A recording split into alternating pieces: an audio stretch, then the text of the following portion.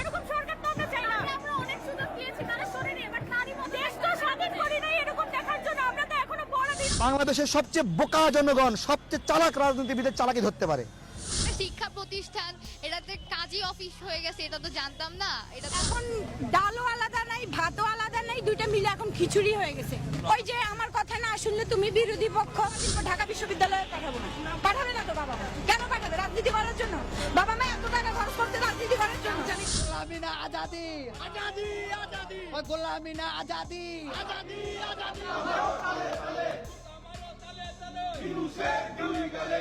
উপদেষ্টাদের উপর চরম খেপেছে ছাত্র জনতা, যার প্রেক্ষিতে উপদেষ্টাদের জুতো পেটা করতে আন্দোলনে নেমেছে তারা। বিস্তারিত জানতে সাথেই থাকুন। শেখ হাসিনার পতনের পর বাংলাদেশের মানুষ অত্যন্ত বিশ্বাস ও পূর্ণ মর্যাদার সাথে অন্তর্বর্তীকালীন উপদেষ্টা হিসেবে ডক্টর ইউনূসকে ক্ষমতায় বসিয়েছিল, কিন্তু এক মাস যেতে না যেতেই তিনি স্বৈরাচারিতা শুরু করে দিয়েছেন। সাধারণ মানুষ অভিযোগ করেন, শেখ হাসিনার আমলে 2 বেলা খেতে পারতাম, আর এখন 1 বেলাও খেতে পারি না। বন্যা কবলিত মানুষদের ডক্টর ইউনূস 1 টাকা ত্রাণ বিতরণও করেননি, এমনকি তাদের দেখতেও যাননি।